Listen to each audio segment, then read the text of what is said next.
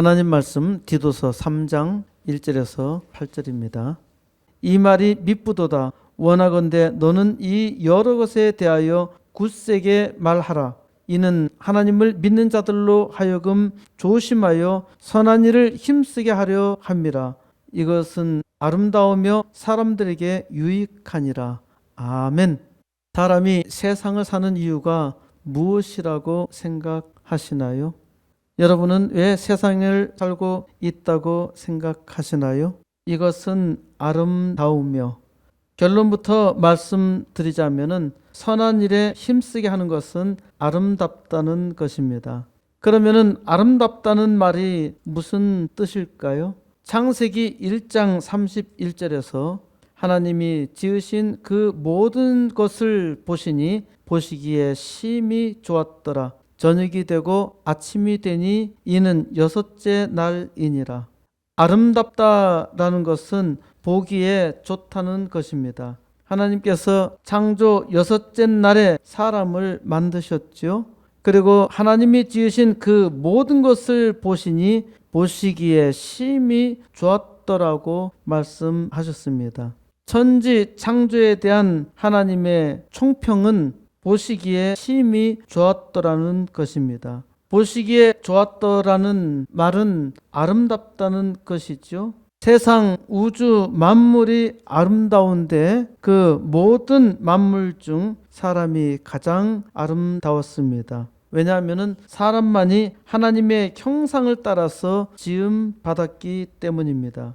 그래서 사람만이 아름다움을 깨달을 수 있습니다. 사람이 세상에 사는 이유는 하나님께서 인생을 아름답게 하셨고 또 아름다움을 알게 하셨기 때문입니다. 사람만이 아름다움을 말할 수 있습니다. 그러니까 이것으로 사람만이 하나님의 영광을 선포할 수 있다는 말입니다.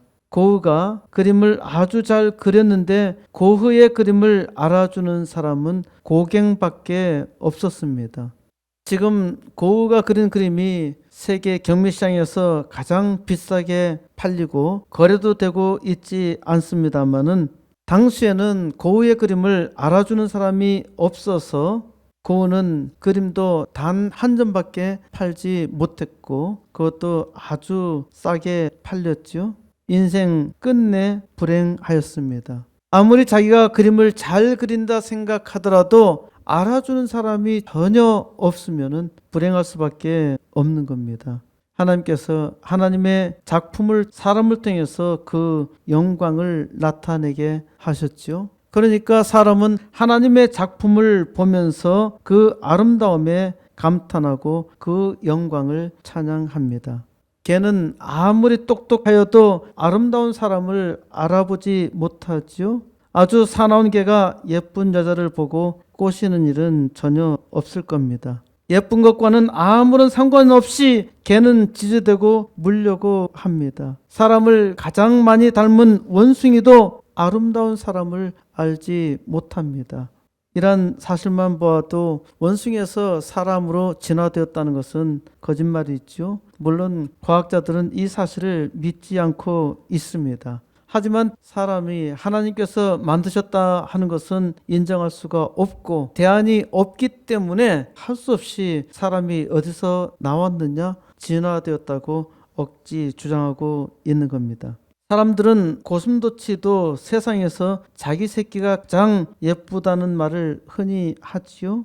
이는 자기 자식을 예쁘다고 자랑하는 엄마를 빗대어서 하는 말이죠. 아이를 키워본 엄마들은 이런 얘기를 다 들어보았을 겁니다. 우리 자식이 참 예쁘다 그러면은 고슴도치도 제 새끼 제일 예쁘다 그래. 그런데 고슴도치가 자기 새끼를 세상에서 가장 예쁘다고 생각할까요? 이건 순전히 사람의 생각입니다. 고슴도치에게 자기 새끼는 그냥 자기 새끼일 뿐입니다. 고슴도치가 자기 새끼가 귀엽고 예뻐서 자기 새끼를 기르고 돌보는 것이 아니라는 말입니다. 고슴도치가 자기 새끼를 키우는 것은 본능적인 행위일 뿐이죠. 그런데 어떤 사람은 고슴도치가 예쁘고 귀엽다고 기르지요. 우리 집에도 고슴도치를 한참 길렀습니다. 나는 그 고슴도치가 뭐 그렇게 예쁘고 귀여운지 모르겠는데 애들은 귀엽고 예쁘대요. 사람이 고슴도치처럼 생겼다면은 절대 가까이 안 하려고 그러겠죠. 금년 1월 1일 코로나로 인해서 바다를 통제했기 때문에 사람들은 새해가 떠오르는 것을 보지 못했습니다. 새해 첫날마다 많은 사람들은 떠오르는 태양을 보고 감동하고 눈물까지 흘립니다. 모파상이 지은 여자의 일생에서도 주인공 여자 잔느가 태양을 보면서 눈물 흘리는 장면이 나옵니다. 아주 캄캄한 밤하늘에 빛을 내는 점을 바라보며 사람은 감동을 하고 그 점들을 연결하여서 이야기를 만들어냈죠. 그래서 밤하늘에 사자도 있고 물고기도 있고 황소도 있고 전갈까지 있습니다. 사랑하는 청춘은 별을 보면서 자기의 별을 만들고 이야기를 만들지요. 저 별은 나의 별, 저 별은 너의 별이라고 말하는 겁니다. 별들의 사랑 노래를 들려주지 못하는 사람은 자기의 사랑을 1년에 한 번만이라도 만나기를 바라면서 7월 7석을 기대합니다. 매년 7월 7일 이 땅에 있는 까마귀와 까치가 하늘로 올라가서 자기의 몸을 계속 잇대어서 은하수의 다리로 연결해 준다고 하죠. 그래서 견우와 직녀가 그 오작교 다리를 건너서 만났다가 헤어진다고 합니다. 사람만이 하나님의 작품을 보면서 감탄하고 감동하며 찬양할 수 있는 겁니다. 그런데 사람은 아름다운 것을 알고 찬양하였지만은 사탄이 와서 아름다운 것을 빼앗아 갔습니다. 사탄은 사람으로 하여금 하나님을 배반하여 죄를 짓게 하였고 사람은 사탄의 탈을 쓴 뱀을 저주하며 무서워합니다. 하지만 어떤 이는 뱀을 숭배하기도 하고 또 수고의 상징으로 삼기도 합니다. 그리스 로마 신화에서는 의학과 치료의 신으로 아스클레피오스가 나오는데 이 아스클레피오스의 지팡이에는 뱀이 감겨있는 모습이 있고요. 이 지팡이가 지금도 의학의 상징으로 사용되고 있습니다. 그래서 의학책 교과서 보면은 종종 지팡이에 뱀이 똘똘 말아 올라가는 그런 그림을 볼 수가 있습니다. 의학은 뱀 같은 지혜로 고칠 수 있다고 미혹하지만 사람은 반드시 죽게 되어 있습니다. 아무리 뛰어난 의술이라 하더라도 잠시 고통을 줄이고 생명을 연장할 뿐 사람은 반드시 죽게 되어 있죠. 이는 사탄으로 인해서 사람에게 죽음이 왔고 사탄은 사람을 지금도 죽이지만은 죽어야 할 사람에게 영원한 생명을 주신 분이 있습니다. 모든 사람의 죄악에 대해서 대신 죽으시고 또 그를 믿는 자에게 영생을 주신 분이 있습니다. 바로 예수 그리스도는 나를 구원하시기 위해서 이 땅에 오신 하나님입니다. 하나님을 알기 전에는 내가 이 땅에 살아야 할 이유를 몰랐습니다. 그저 내 눈에 아름다운 일을 따라서 살았습니다. 그야말로 마이웨이였습니다. 마이웨이라는 노래를 아시나요? 마이웨이는 아직까지도 가장 많이 즐겨 부르는 불후의 명곡 중에 하나이죠. 마이웨이는 프랑크 시나트라가 1969년 발표한 대표곡인데 남자의 로망 그 자체를 나타내고 있습니다.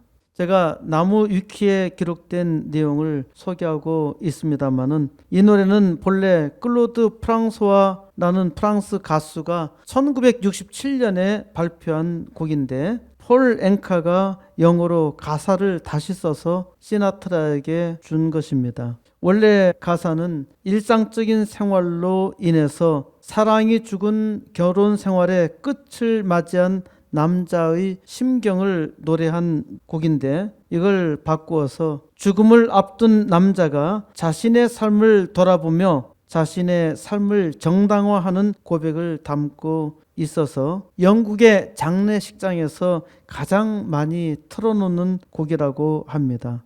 마이웨이는 프랑크 시나트라를 상징하는 곡이었지만은 정작 프랑크는 이 노래를 지겨워했고 좋아하지도 않았다고 합니다. 프랑크의 딸 낸시 시나트라는 BBC와의 인터뷰에서 이런 말을 했습니다. 아버지는 이 곡이 이기적이고 자기 중심적인 노래라고 생각했어요. 그래서 싫어했어요. 딱 달라붙어서 벗지 못하는 신발같이 여겼어요. My Way라는 노래는 이렇게 시작하지요. And now the end is near. 그리고 이제 끝이 가까이 왔네. 나는 마지막 커튼을 마주하네. 이 마유의 시작은 그리고 라는 말로 시작하는데 우리말 번역한 노래 가사에서는 그리고 라는 말을 생략하고 있는데요. 그리고 라는 말이 사실은 굉장히 중요합니다. 이 노래의 시작에서 그리고는 지금까지의 삶 전체를 연결하고 있는 시작입니다. 내 삶을 이렇게 살았는데 그리고부터 시작하는 거예요. 그리고 지금 이제 끝이 가까이 왔네. 그리고 나는 마지막 커튼을 마주하네. 이렇게 시작하고 있는데 이 말이 대단히 중요해요. 이 그리고라는 말은 앞에 삶에도 연결됐지만은 계속된다는 의미를 담고 있죠. 마유의 첫 소절 다음에는 인생을 그럭저럭 자기가 계획한 대로 잘 살았다는 내용으로 말하다가 뒷부분에는 항상 그리고 그 무엇보다 중요한 건 내 방식대로 해냈다는 것이네. 그러니까 내 방식대로 해냈다는 것이네. 그것이 I did it my way 이러면서 끝나잖아요. 내 방식대로 나는 그것을 해냈네. 내 방식대로 내 길을 내 삶을 살았다는 것입니다. 이 말은 대단히 훌륭한 인생을 산 것처럼 보이지만 이기적이고 자기 중심적인 삶을 노래한 것이죠. 나는 내 인생, 내 길을 내 방식대로, 내 멋대로 잘 살았다는 것입니다. 사실 우리의 인생이란 이처럼 이기적이고 자기 중심적이지요. 이게 대부분 사람들의 중간적인 삶이고 여기서 조금 더 지나치게 되면은 악하게 사는 것입니다. 아주 분명한 사실은 세상 모든 사람들이 마이웨이를 살고 있다는 것입니다. 마이웨이는 마이웨이로 허무하게 그 인생이 끝납니다. 마이웨이로 살아가는 제게 어느 날 예수님께서 찾아오셨습니다. 그분을 만난 다음부터 내 인생이 바뀌었습니다. 이제 마이웨이가 아니라 히스웨이로 살게 된 것입니다. 저는 마이웨이를 몰라서 방황했었는데 주님께서 내게 오시사 내가 곧 길이요 진리요 생명이니 라는 말씀을 깨닫게 해 주셨습니다. 그래서 나로 하여금 이제 그의 길을 즐거움으로 가게 하셨고 지금 제가 그의 길을 히스웨이를 담대하게 증거하고 있는 겁니다. 바울은 자기의 영적 아들 디도에게 권합니다. 디도서 3장 1절입니다. 너는 그들로 하여금 통치자들과 권세 잡은 자들에게 복종하며 순종하며 모든 선한 일 행하기를 준비하게 하며 하나님께서 선택한 백성들에게 이러이러한 내용을 기억하게 하라고 명합니다. 첫 번째는 통치자들과 권세 잡은 자들에게 복종하며 순종하라고 합니다. 바울은 로마의 통치자들에 의해서 순교를 당했습니다. 이 글을 쓴 바울이 왜 순교를 당했나요? 통치자들과 권세 잡은 자들에게 복종하지 않았기 때문입니다. 예수 그리스도를 주로 믿은 바울은 예수를 믿지 못하게 하는 통치자들의 말을 따를 수 없었습니다. 바울에게는 세상을 통치하는 왕이 아니라 이 세상뿐만 아니라 영원한 세상을 주관하시는 통치자를 믿고 신뢰했습니다. 만왕의 왕 하나님만을 오직 믿고 신뢰했던 것이죠. 바울은 육신의 몸으로는 순교를 당했지만은 영생이 있음을 확신했고 이 순교를 통해서 만왕의 왕만이 참된 왕이라는 것을 만방에 증거했습니다. 바울은 그 순교로 말미암아 세상 어떠한 것도 그리스도의 사랑에서 끊을 수 없음을 보여주었고 산 믿음을 증거하였습니다. 우리는 코로나로 교회 예배가 폐쇄되고 있는 현실에서 권세자들의 말에 복종해야 할까라는 의문을 종종 갖습니다. 그저께 15일 부산지방법원 행정일부에서는 세계로 교회와 서부 교회가 부산시와 각 기초단체에 제기한 집행금지 가처분 신청을 기각한다고 선고했습니다. 그러니까 예배 드리지 못하게 하는 것을 중지해달라, 집행금지해달라 요청했는데 이 판사는 기각한다고 선고했습니다. 재판부는 코로나19 확산 방지는 매우 중요한 공공복리라며 종교의 자유도 공공복리를 위해 필요한 경우 법률로 제한할 수 있다고 판시했습니다. 작년 2020년 11월 26일 미국 연방대법원은 코로나로 예배 제한은 위헌이라고 판시했습니다. 코로나19 확산을 막기 위해서 예배의 참석자 수를 제한하는 것은 종교의 자유를 보장하는 수정헌법 제1조 위반이라는 것입니다. 한국과 미국 어느 쪽이 올바른 판단을 하였다고 할 수 있을까요? 사람에게 올바른 판단을 할 수 있는 능력은 없습니다. 미국 연방 대법원도 5대 4로 공익을 우선한다고 말한 사람은 4명이나 있었습니다. 5대 4로 재판을 겨우 이겼어요. 그러니까 어떤 재판에서 만장일치로 통과되는 일은 거의 없습니다. 그러니까 많은 재판을 경험했고 또 최고의 권위를 가졌다고 하지만은 어떤 사실에 대해서 정확하게 사람이 판단할 수 있는 능력은 없다는 말입니다. 가혹하게 교회뿐만 아니라 특정 모임에 대해서 제한을 한다면은 이를 합법적이라고 보기는 어려울 겁니다. 개인의 자유에 대해서 억제하는 것에 대해서 합법적이라고 말하기가 어렵다는 말입니다. 또 하나 공익에 대해서 과연 공정한 평가를 할 수 있느냐는 것입니다. 무슨 말이냐 하면은 지금 코로나 방역 대책이 실제적으로 과연 유익한가 하는 점입니다. 이 점에 대해서도 학자들이나 누구나 말을 할 수가 없어요.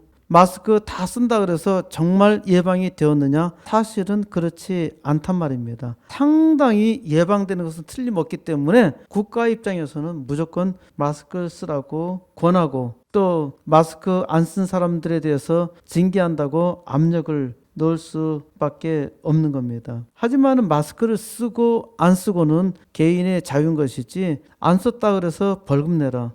자유민주주의 국가에서 좀 이상하지 않나요? 교회 예배를 통제할 권리가 국가에게 없다는 겁니다. 만일 엄청난 전염력과 동력은 사망률을 말하는 것이죠. 동력으로 모든 기관과 교통을 통제한다고 하여도 신앙의 자유를 통제할 수는 없다는 말입니다. 교회에 가야 한다, 가지 않고는 개인의 자유인 것이죠. 모든 길을 다 막을 수는 있겠지만은 예배 드리는 것을 막을 수는 없다는 말입니다. 이제 코로나 백신이 생명선인 것처럼 떠들고 있습니다만은 국가에서 여러분에게 코로나 백신을 강제적으로 맞아야 한다고 한다면은 맞으시겠습니까?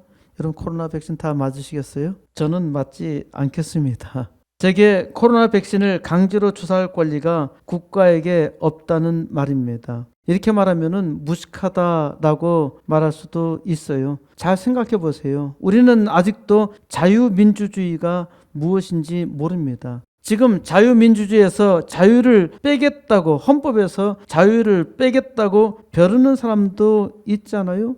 이런 말을 한다고 하는 것은 우리에게 자유가 없다는 겁니다. 미국 산부인과 의사인 그레고리 마이클 박사가 작년 12월 18일 화이자가 개발한 코로나19 백신 접종을 했는데 2주 만에 지난 12일 사망했습니다. 그리고 지난 15일 노르웨이 공중보건연구소는 백신을 처음 투여받은 지 얼마 되지 않아 23명이 사망했다고 밝혔습니다. 백신 맞다가 23명이 죽었어요. 화이자와 바이오엔테크는 성명을 통해서 노르웨이 당국과 협력해서 사망자를 조사하고 있다면서 지금까지 발생한 사건들은 경고를 내릴 수준은 아니며 예상했던 선이라고 설명했습니다.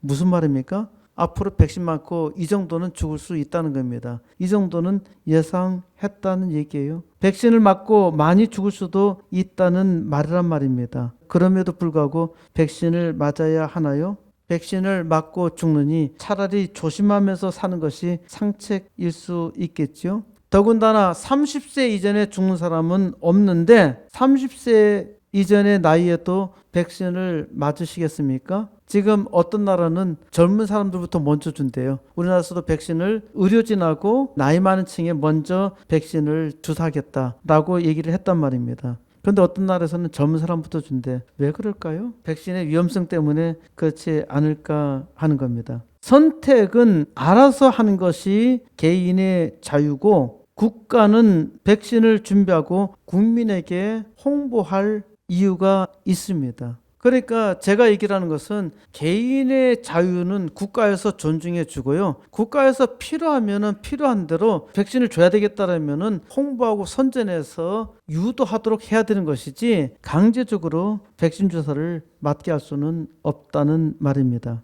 두 번째로 모든 선한 일 행하기를 준비하라고 합니다. 모든 선한 일을 하도록 준비하라. 이것이 사람이 세상에 사는 이유입니다. 사람은 모든 선한 일을 해야 해요. 사람이라면 아름다운 일을 행하도록 준비해야 합니다. 이것이 아름다운 일이고 사람답게 사는 일이죠. 코스모스 교회는 선한 일을 위해서 기도하고 있고 준비하고 있습니다. 지금 공교육에서도 아이들이 망가져가고 있잖아요. 이런 아이들에게 소망을 주기 위해서 우리는 학교를 세워야 하고 또 세상의 유일한 소망이며 선하고 복되며 아름다운 인생을 살게 하는 교회의 부흥을 위해서 우리는 80개 개척교회를 세워야 합니다. 하나님께서 복 주시는 아름다운 세상 만들기가 우리 코스모스 교회의 비전입니다. 2절 아무도 비방하지 말며 다투지 말며 관용하며 범사의 온유함을 모든 사람에게 나타낼 것을 기억하게 하라. 셋째로는 아무도 비방하지 말며 다투지 말며 관용하며 범사의 온유함을 모든 사람에게 나타내라고 합니다. 아무도 중상 비방하지 말며 다투지 말라고 합니다. 중상 모략과 싸움은 하나님의 사람이라면은 절대로 하지 말아야 할 일입니다. 관용한다는 것은 약간 어렵기는 하지만은 충분히 할 수 있는 일이죠. 범사의 온유함을 모든 사람에게 나타내라 했는데 이는 약간 더 어려운 일입니다. 어떻게 모든 사람에게 온유함을 나타낼 수 있나요? 온유는 어떻게 나타낼 수 있나요? 온유는 겸손함으로 나타납니다. 모든 일에 항상 겸손하라는 것이죠. 사람이 겸손하게 행동하는 것은 쉽지 않습니다. 이를 잘 기억하라는 말입니다. 모든 일에 겸손해야 합니다. 3절 우리도 전에는 어리석은 자요 순종하지 아니하는 자요 속은 자요 여러 가지 정욕과 행락에 종노릇한 자요 악독과 투기를 일삼은 자요 가증스러운 자요 피차 미워한 자였으나 예수를 믿기 전에는 우리도 어리석었고 불순종하였고 속임을 당했습니다. 예수 믿기 전에는 내가 어리석다는 것을 몰랐었는데 하나님을 믿으니까 얼마나 어리석은지 그것도 아주 조금 깨달을 수 있었습니다. 지금도 어리석기 때문에 주님께 지혜 달라고 항상 기도하고 있습니다. 하나님의 말씀에 불순종하였을 뿐만 아니라 하나님을 조롱하기도 했고 또 하나님 없이 마이웨이 인생을 살았습니다. 무엇보다도 속았어요. 속은 줄 몰랐어요. 지금도 어리석어서 잘 속기도 하지만은 무엇보다도 사탄에게 속았습니다. 지금도 많은 사람들이 우상에게 속았고 또 관상과 사주팔자에 속고 있습니다. 관상과 사주팔자가 인생을 결정합니까? 사람들이 아주 많이 속아요. 매년 초만 되면 사람들이 사주팔자를 보려고 애를 쓰지요. 사람들은 거짓 진리에 속고 있고 또 거짓 진보 논리에 속았습니다. 지금도 이데올로기에 속는 사람이 아주 많습니다. 각색 욕망과 향락에 종노릇하였고 우리말 성경에서는 행락은 낙을 즐기는 것을 말하는 것으로 향락과 같은 말입니다. 향락의 종노릇하였고 악독과 투기로 살았고 증오하였고 또 피차 미워하기도 했습니다. 이것이 예수 믿기 전의 옛사람입니다. 아직도 마음에는 옛사람이 남아있기 때문에 자주 넘어집니다. 하나님을 믿는 사람은 자주 회개하고 또 바뀌지요. 바뀌어야 하는데 여전히 잘 못해요. 하나님을 잘 믿지 못하고 자기가 자기를 주관하는 사람은 옛 습관을 전혀 버리지 못하기도 합니다. 하나님을 아는 백성은 항상 이를 깨닫기 때문에 회개하지요. 우리는 항상 죄 많은 죄인이라는 것을 깨닫고 하나님의 은혜 가운데 살고자 합니다. 하나님의 은혜를 받지 아니하는 사람은 별 수 없이 옛사람처럼 살고 있는 거예요. 이거 이상한 일이 아닙니다. 본래 사람이 악하기 때문입니다. 4절 우리 구주 하나님의 자비와 사람 사랑하심이 나타날 때 우리 구주 우리를 구원하신 분은 우리를 구원하신 하나님은 자비로우신 분입니다. 부처를 대자대비하다고 말하는데 부처는 본래 그런 것이 없어요. 어떻게 대자대비를 나타내셨나요? 가난한 사람을 돕나요? 힘들고 어렵고 병든 사람을 위로하는 바가 있나요? 그런 게 전혀 없어요. 무엇으로 대자대비하다는 말입니까? 이는 속이는 것입니다. 대자대비하신 분은 오직 하나님 한 분뿐입니다. 하나님을 어떻게 대자대비하다고 하시나? 하나님께서 만물을 만드셨어요. 그런데 사람이 죄를 지어서 만물을 다 회방하고 있는 겁니다. 그러면은 사람을 그 죄에 따라서 심판하셔야 하잖아요. 그런데 하나님은 참으셔요. 왜? 악한 사람이, 죄인인 사람이 하나님의 은혜로 돌아오기를 바라고 있는 것이죠. 사람이 하나님께 오지 않으니까 하나님이 찾아오셨어요. 하나님이 사람의 몸으로 오셔서 사람의 죄악에 대해서 대신 죽으시고 구원하신 겁니다. 하나님이 사람을 사랑하셨기 때문입니다. 사람을 사랑하셨기 때문에 사람을 위해서 대신 십자가에서 죽으신 것입니다. 5절 우리를 구원하시되 우리가 행한 바 의로운 행위로 말미암지 아니하고 오직 그의 긍휼하심을 따라 중생의 씻음과 성령의 새롭게 하심으로 하셨나니 하나님께서 우리를 구원하실 때 사람의 행위, 사람이 행한 의로운 공로, 그러니까 사람이 착한 일을 했기 때문에 구원한 것이 아니란 말입니다. 생각해 보십시오. 사형수가 감옥에서 얼마나 노력을 하면은 그 사형의 죄에서 감면받을 수 있겠습니까? 정은이를 때려 죽인 괴물이 얼마나 착한 일을 많이 해야 구원받을 수 있겠습니까? 사람은 아무리 노력해도 자기 죄를 탕감받는 것이 불가능합니다. 평생 돌을 닦는다 하더라도 사람은 구원받지 못해요. 그러니까 하나님께서 오셨단 말입니다. 내가 길이요, 내가 도라는 말입니다. 예수 그리스도를 믿으면 하나님께로 나아가는 거예요. 하나님의 자비는 바로 여기에 있습니다. 오직 하나님의 대자대비하신 긍휼에 따라서 그 은혜가 넘치도록 임한 것입니다. 하나님의 성령이 오셔서 중생을 깨닫게 하시고 중생 곧 다시 살게 하셨습니다. 중생은 불교 용어로 원래 짐승에서 나왔다 그랬죠. 짐승에서 중생으로 나왔는데 일반 사람들, 도를 깨닫지 못한 사람을 중생이라 하는 겁니다. 그래서 제가 언어 유의를 한 거예요. 중생을 깨닫게 하시려고 중생, 교회에서 얘기하는 중생은 다시 사는 것, 거듭남. 중은 거듭이란 뜻이죠.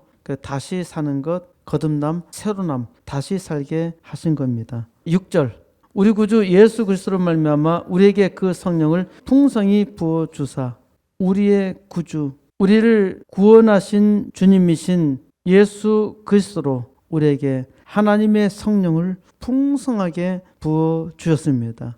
하나님의 성령이 우리 마음에 들어오셔서 우리로 하여금 깨닫게 하시고 믿게 하시고 또 하나님의 은혜 가운데 살도록 구하게 하신 것입니다. 7절 우리로 그의 은혜를 힘입어 의롭다 하심을 얻어 영생의 소망을 따라 상속자가 되게 하려 하십니다. 그리하여서 우리로 그의 은혜를 힘입어 의롭다 하심을 얻었고 예수 그리스도께서 우리의 죄를 위해서 십자가에 달리셨고 그것을 믿음으로 말미암아 우리가 구원을 받은 것이고요. 영생의 소망을 따라서 영원한 하나님 나라의 상속자가 되게 하셨습니다. 죄로 말미암아 영 죽을 인생을 영원히 복되게 살게 하셨지요. 얼마나 놀라운 은혜입니까? 이것이 하나님의 대자 대비하신 은혜입니다. 8절 이 말이 미쁘도다. 원하건대 너는 이 여러 것에 대하여 굳세게 말하라. 이는 하나님을 믿는 자들로 하여금 조심하여 선한 일을 힘쓰게 하려 함이라. 이것은 아름다우며 사람들에게 유익하니라. 이 말이 미쁘도다. 이 말이 믿을만 하다는 말입니다. 이제 이 일에 대해서 깨달은 자는 더욱 담대하고 굳세게 말해야 합니다. 바로 이 일은 하나님을 믿는 자들로 하여금 선한 일을 힘쓰게 하는 것입니다. 하나님의 백성들이 선한 일을 하도록 굳세게 확신을 갖고 가르쳐야 합니다. 선한 일을 하는 것도 가르쳐야 선한 일을 할 수 있어요. 하나님의 은혜를 받았다고 해서 다 선한 일을 하는 것이 아니라 은혜를 받은 사람이 선한 일을 힘써 할 수 있도록 계속 가르쳐야 합니다. 이것이 아름다우며 사람들에게 유익합니다. 바로 이 선한 일을 위해서 하나님이 나를 선택하시고 나로 하여금 그 은혜로 살게 하셨어요. 그러니까 이 은혜를 받은 내가 바로 이 선한 일을 위해서 힘쓰며 또 힘쓰도록 가르치는 것이 이 땅에 내가 살아야 할 이유입니다.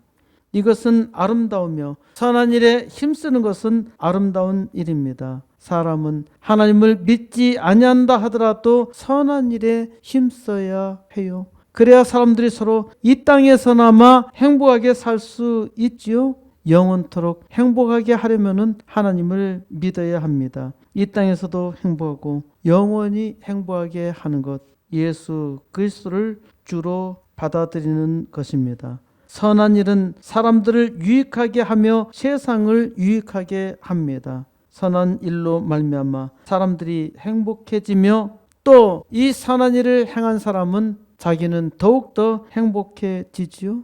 이것이 행복의 비결 아닙니까? 이것은 아름다우며 여러분은 아름다운 일을 하고 있습니까? 하나님께서 보시기에 아름다운 일을 하고 있나요? 하나님의 사람은 선한 일을 하도록 아름답게 지으심을 받았습니다. 그래서 하나님의 백성은 선한 일을 해야 하고 선한 일을 하지 않으면 고통스러운 거예요. 하나님을 믿으면서도 선한 일을 하지 않는데 고통스럽지 않다면 뭔가 잘못되어 있는 것이죠. 어리석은 사람은 하나님을 대적하며 하나님의 선한 일을 회방합니다. 이것도 참 이상한 일이죠. 하나님을 조롱하는 자들이 참 많은데 어떻게 선한 일을 하며 능히 이길 수 있겠습니까? 여러 가지 욕심과 향락의 종노릇하며 악독과 투기를 일삼고 증오에 차있고 미워하는 자에게 어떻게 아름다운 일을 할 수 있습니까? 저도 예수 믿기 전에는 그와 같이 악하였습니다. 이 악한 사람들을 위해서 하나님께서 나를 선택하셨고 나로 하여금 은혜 받은 나로 하여금 아름다운 일을 생각하며 아름다운 일을 하게 하셨어요. 이것이 얼마나 놀라운 은혜인가요?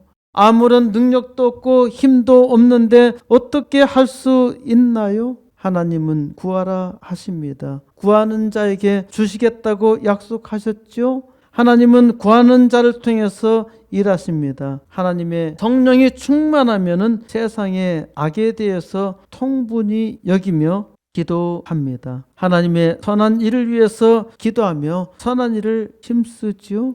그래서 하나님의 백성들이 함께 하나님의 선한 일을 할 수 있는 겁니다.